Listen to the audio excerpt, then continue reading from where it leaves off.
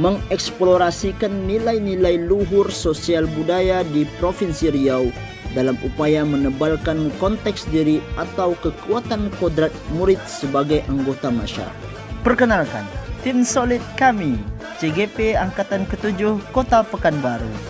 Dengan fasilitator luar biasa kami, Ibu Nelwati MPD, serta pengajar praktik hebat kami, Ibu Lucia Ventimora SH MH. Dengan anggota tim Robi Sandra SE SYME, Ardi Yulis SPDI MPD, Nanda Paramita Wulandari Eskom GR MPD CDS, Dini Hidayati SPD GR, dan Adri Murni SPD MSI. Adapun pemikiran Ki Hajar Dewantara yang dapat dikontekstualkan sesuai dengan nilai-nilai luhur kearifan budaya di daerah Riau untuk penguatan karakter murid diantaranya. Yang pertama, nilai peduli lingkungan. Dan yang kedua, nilai kebekerjaan atau gotong royong. Dan yang ketiga, nilai kebersamaan. Dan yang keempat, nilai kejujuran. Serta yang kelima adalah nilai religius.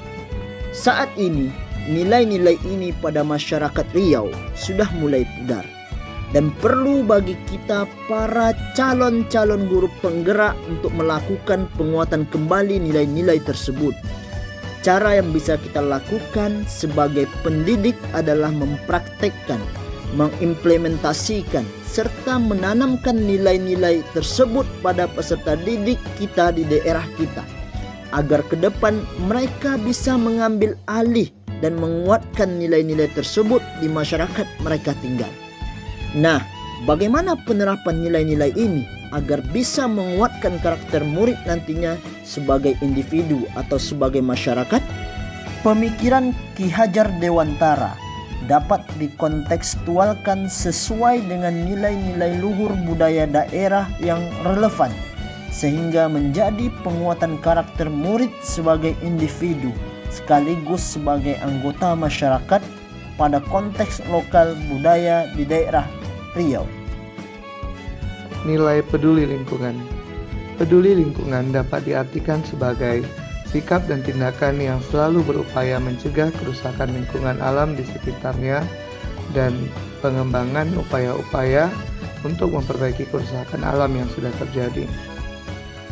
Indikator peduli lingkungan menurut Kemendikbud dibagi menjadi 2 poin, yaitu untuk siswa kelas rendah, kelas 1, 2, dan 3, dan siswa kelas 4, 5, dan 6 atau sebagai kelas tinggi. Indikator peduli lingkungan untuk siswa kelas rendah ialah: yang pertama, buang air besar dan kecil di WC. Yang kedua, membuang sampah di tempatnya. Yang ketiga, membersihkan halaman sekolah. 4, tidak memetik bunga di taman sekolah. Dan yang terakhir, menjaga kebersihan rumah.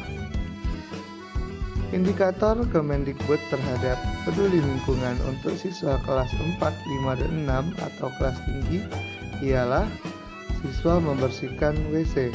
Yang kedua, membersihkan tempat sampah. Yang ketiga, membersihkan lingkungan sekolah. 4, memperindah kelas dan sekolah dengan tanaman. Dan yang terakhir, ikut memelihara taman di halaman sekolah. Kearifan lokal terkait peduli lingkungan. Salah satu poin yang saya angkat adalah Hutan Larangan Adat Kenegrian Rumbio yang berada di Kabupaten Kampara.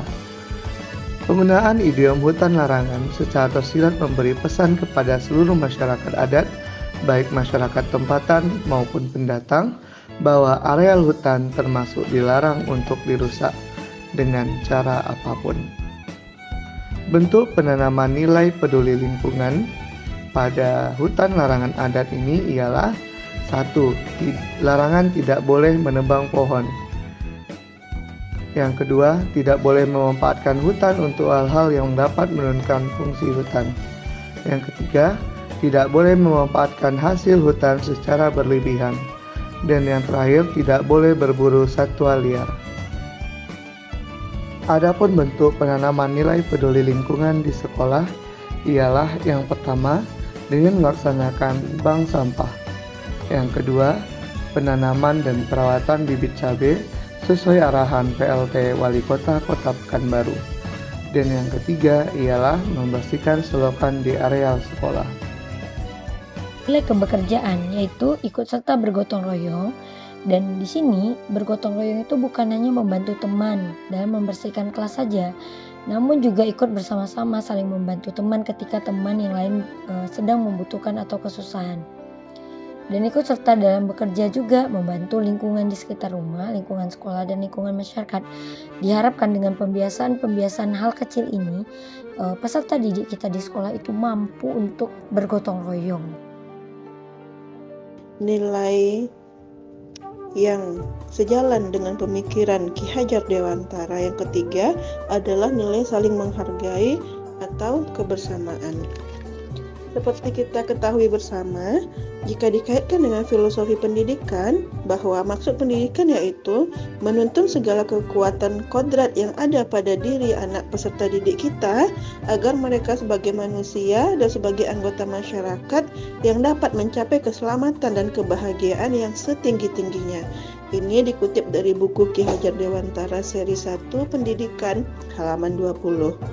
Dari kutipan tersebut, yang menjadi perhatian kita adalah bahwa sebagai guru, kita perlu membangun lingkungan yang positif untuk menyiapkan murid peserta didik kita di masa depan agar menjadi manusia yang berdaya saing. Tidak hanya untuk dirinya pribadi, tetapi juga berdampak pada masyarakat. Jika kita mengatakan pada masyarakat, tentu ini tidak terlepas dari kehidupan sosial, di mana kita tidak bisa hidup sendiri, tentu bersama-sama di dalam masyarakat. Ini sangat sejalan sekali dengan pemikiran Ki Hajar Dewantara, yaitu ingarso sung tulodo, bagi yang di depan memberi teladan atau contoh, Ingmadio mangun karso, yang di tengah memberi ide atau semangat, dan tuuri handayani, di belakang memberi dukungan atau dorongan. Di sini bisa kita lihat saling bantu-membantu, saling menghargai bersama-sama dalam kebersamaan. Bagi yang merasa di depan atau yang dituakan, tentu memberi teladan atau contoh. Yang di tengah, yang usianya mungkin sedang-sedang, memberi ide atau semangat, dan yang bagi yang di belakang atau yang muda dapat memberi dorongan. Seperti itu. Tentunya kita semua berharap pelajar Indonesia adalah pelajar yang senantiasa berpikir dan bersikap terbuka terhadap keberagaman, serta secara aktif berkontribusi pada peningkatan kualitas kehidupan manusia sebagai bagian dari warga Indonesia dan warga dunia. Seperti itu. Jika kita kaitkan dengan karakteristik peserta didik di sekolah, tentu nilai saling menghargai kebersamaan ini sangat banyak sekali ya bisa kita jumpai. Adapun nilai kebersamaan saling menghargai ini tanpa membedakan golongan, agama, ras ataupun suku. Antara lain di sini kami kelompokkan. Yang pertama adalah dapat membangun karakteristik ananda kita, saling membantu. Mereka bisa melihat dalam saling membantu dan menghargai kebersamaan pada acara adat Riau maupun adat lainnya. Misalnya bisa kita lihat dalam upacara pernikahan seperti itu. Peserta didik kita dapat mengambil teladan pada kebersamaan acara pernikahan ataupun acara adat lainnya, maupun melihat adat dari Riau, adat dari Sumatera Barat ataupun adat dari suku lainnya. Seperti itu. Di situ bisa kita lihat saling gotong royong, saling kebersamaan, saling menghargai tanpa membedakan apapun demi kelancaran acara tersebut. Lalu yang kedua, bisa kita lihat dalam kebersamaan membantu dan menghargai pada struktur kelas dan struktur OSIS, di mana bagi yang ketua atau yang dituakan, wakil ketua, sekretaris, ataupun pada staf-staf lainnya, itu saling tolong-menolong, saling menghargai kebersamaan demi tercapainya suatu tujuan struktur organisasi tersebut. Terus yang selanjutnya adalah saling membantu dan menghargai pada saat belajar kelompok, di mana yang berkemampuan tinggi tentu membantu temannya yang berkemampuan sedang ataupun yang berkemampuan rendah, seperti itu. Terus yang terakhir adalah saling tolong menolong di lingkungan sekolah ataupun rumah dan masyarakat, berbagai aplikasi contoh lainnya. Nilai kejujuran. Kejujuran merupakan suatu pernyataan atau tindakan yang sesuai dengan faktanya sehingga dapat dipercaya. Jujur merupakan kaedah norma yang bersumber dari nilai-nilai agama. Perilaku jujur mencerminkan etika moral dan budi pekerti, sehingga ini bisa dilihat bahwa orang yang jujur biasanya adalah orang-orang yang bertanggung jawab. Contoh perilaku jujur yang terdapat dalam lingkungan sekolah dan juga masyarakat adalah yang pertama itu di sekolah. Sekolah kami sudah melakukan yang namanya kantin jujur, di mana anak membayar barang dan mengembalikan uang sesuai dengan harga barang yang ada. Di sini anak dilatih untuk bisa berperilaku jujur sehingga dalam kebiasaan-kebiasaan ini anak bisa menanamkan nilai kejujuran dalam kehidupan sehari-hari. Nah, contoh berikutnya adalah tidak mencontek. Tidak mencontek ini biasanya kita terapkan di dalam proses pendidikan. Kenapa? Karena ketika anak tidak mencontek berarti dia sudah jujur pada dirinya. Karena bahwa kita tahu bahwa kita sekarang krisis kejujuran. Banyak kita lihat anak-anak yang berusaha mendapatkan nilai yang baik tetapi tidak dengan kejujuran.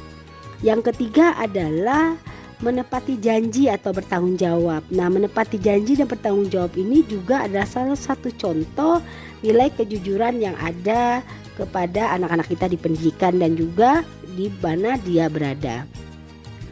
Nah, sebagaimana yang kita ketahui bahwa tokoh kita Ki Hajar Dewantara sangat-sangat mendukung sekali budi pekerti, sehingga beliau mengatakan bahwasanya pengembangan budi pekerti itu diawali dari rumah dan kemudian dilanjutkan di sekolah. Makanya di sini Ki Hajar Dewantara mengatakan pendidikan adalah tempat berkembangnya benih-benih kebudayaan dalam masyarakat, dan Ki Hajar Dewantara mengatakan bahwa salah satu tempat yang menyebarkan benih-benih ini adalah lingkungan pendidikan di sekolah. Nilai religius.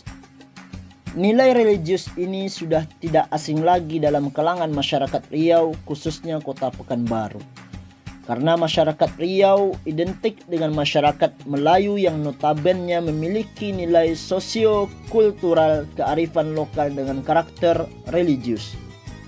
Hal tersebut mempunyai kesesuaian atau relevansi dengan tujuan pendidikan Ki Hajar Dewantara. Ki Hajar Dewantara merupakan sosok pemimpin yang religius karena Ki Hajar Dewantara sejak kecil hidupnya di lingkungan keluarga yang religius, terutama sang ayah. Ki Hajar Dewantara juga merupakan keturunan dari Sunan Kalijaga, dan beliau juga sempat mendapatkan pendidikan agama dari pesantren Kalasan di bawah asuhan Ki Haji Abdurrahman, sehingga beliau tidak mungkin meninggalkan nilai-nilai keimanan dan ketakwaan dalam sistem pendidikannya, di mana fungsi dan tujuan yang paling mendasar dalam pendidikan Ki Hajar Dewantara ini yaitu untuk membangun anak didik menjadi manusia yang beriman dan bertakwa.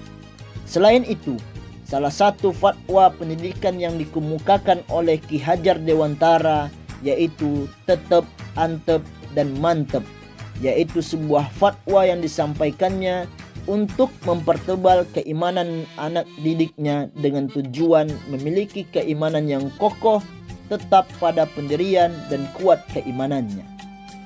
Adapun contoh implementasi penanaman nilai-nilai religius ini yang tentunya bisa untuk penguatan karakter peserta didik sebagai individu ataupun sebagai masyarakat. Di antaranya, yang pertama, melakukan kegiatan ibadah menurut kepercayaannya masing-masing. Yang kedua, mengucapkan salam ketika memasuki kelas. Yang ketiga, tidak membiasakan diri untuk mencontek ketika proses ujian atau ulangan. Dan yang keempat, berdoa sebelum dan sesudah pembelajaran. Yang kelima, melakukan kegiatan rohis. Dan yang keenam, mengucapkan salam dengan berjabat tangan dan tidak bersalaman dengan lawan jenis. Dan yang ketujuh, melakukan kegiatan ekstrakurikuler keagamaan. Dan yang kedelapan, melakukan kegiatan Jumat berbagi. Yang ke-9, melakukan kegiatan muhadharah. Yang ke-10, melakukan kegiatan mabid atau malam binaan iman dan takwa.